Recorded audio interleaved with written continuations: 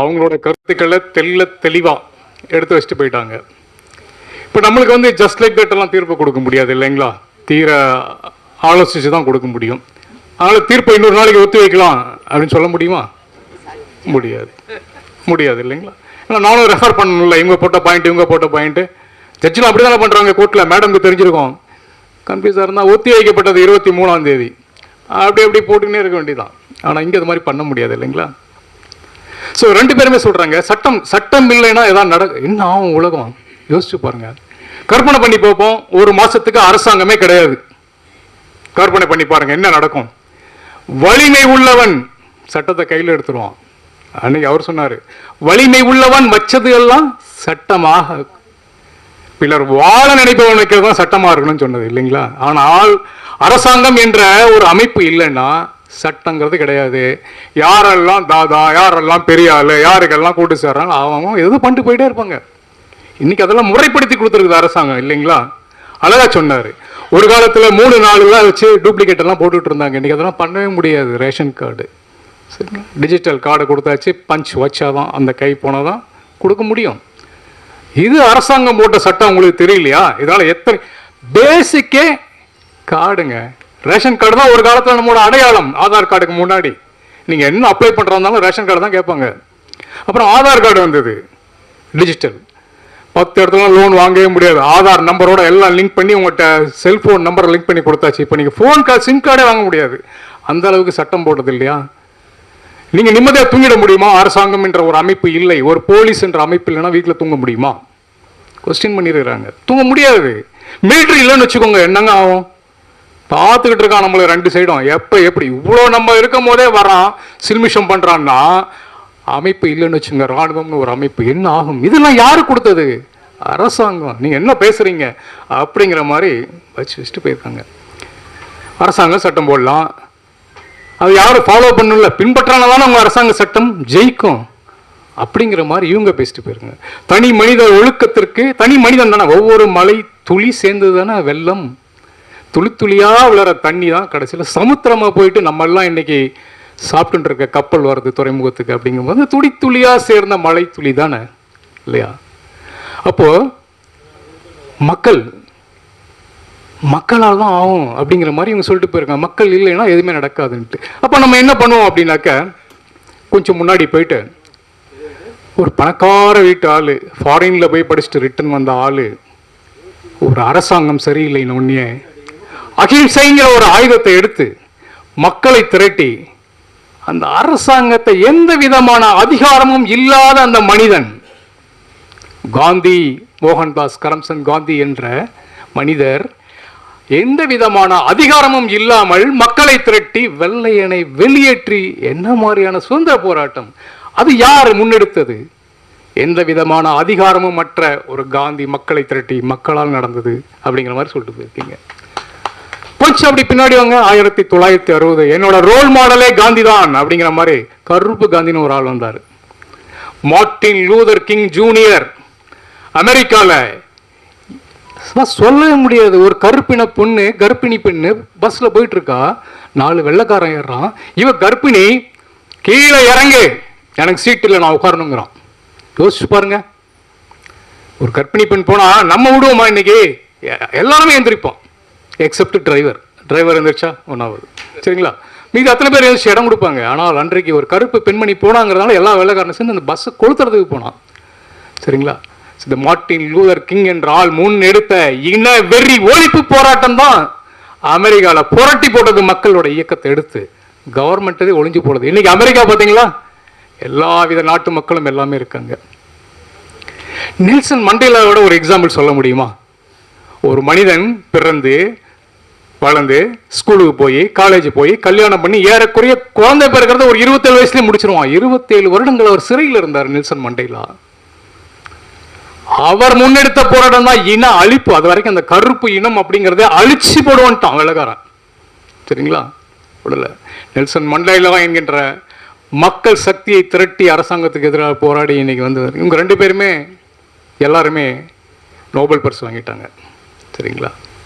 இது வந்து முன்னாடி இருக்கிறதா சொல்லலாம். இன்னைக்கு இருக்கிற பஞ்சாயத்து அமைப்புலாம் எப்படி வந்தது?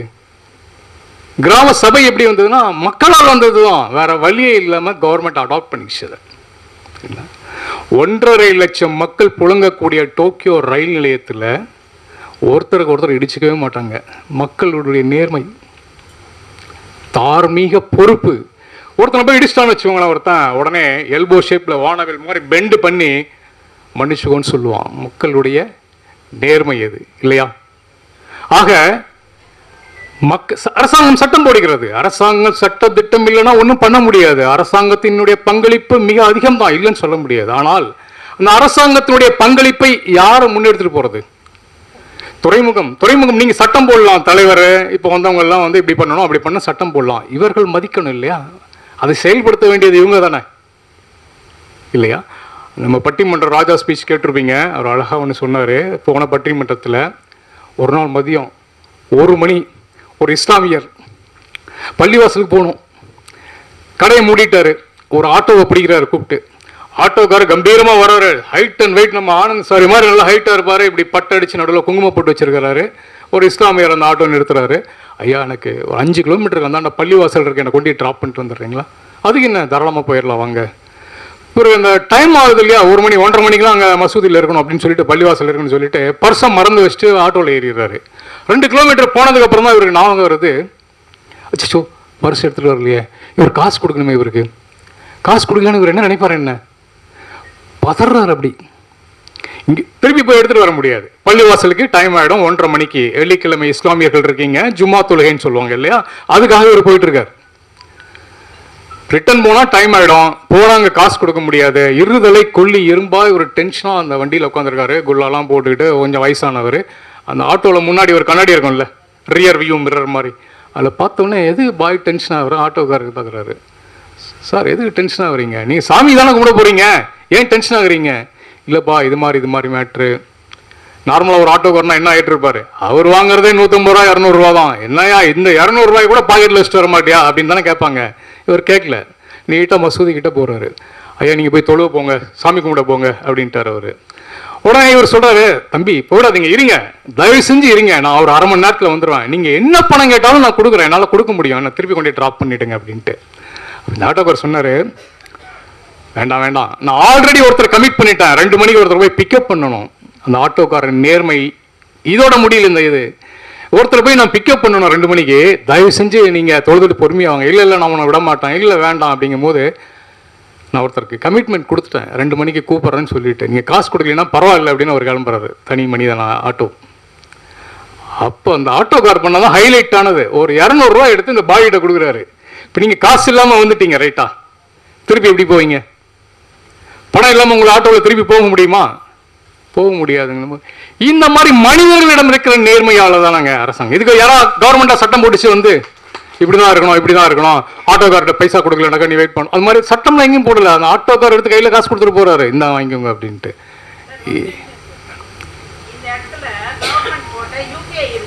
சரிங்க மேடம்.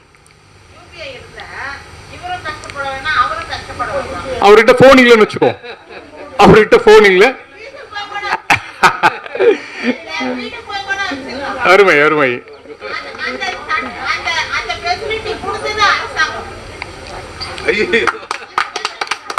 இப்போ பார்த்தீங்கன்னா மக்கள்கிட்ட இருந்து அரசாங்கத்துக்கு சப்போர்ட் போகுது. அப்போது மக்கள் பேசுறது சரியில்லைன்னு ஆயிடுது. அவங்க எடுத்து வைக்கலையாக்கா அப்படிங்கிற மாதிரியா? இல்லை.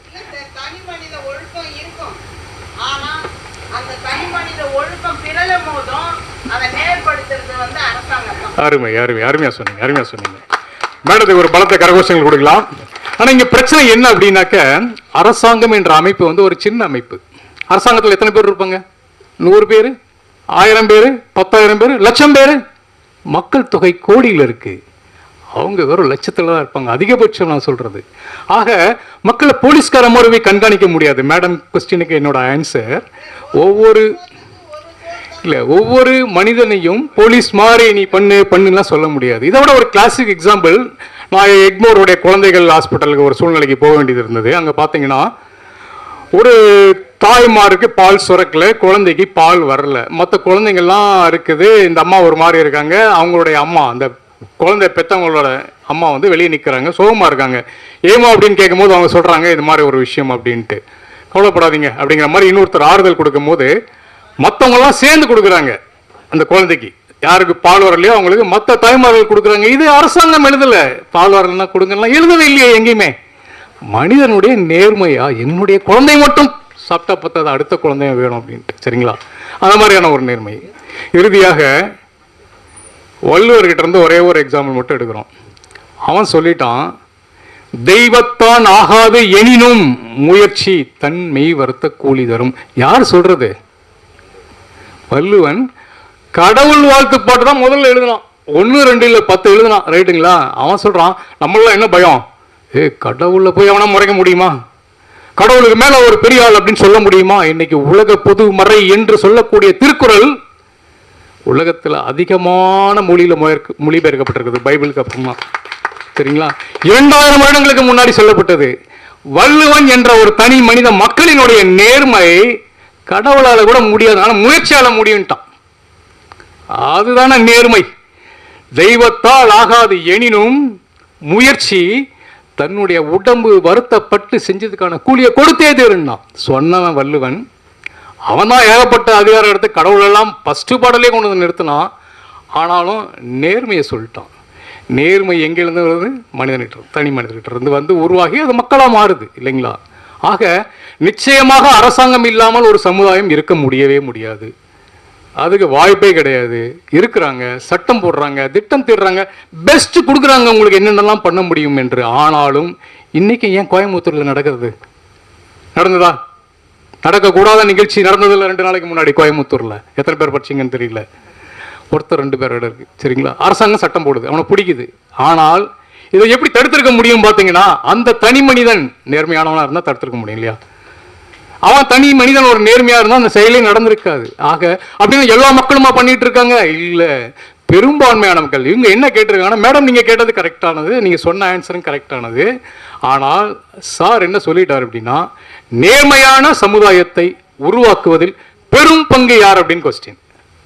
அரசாங்கம் நிச்சயமா சட்டம் போடுது, ஆனால் அதை ஃபாலோ பண்ணணும்ல.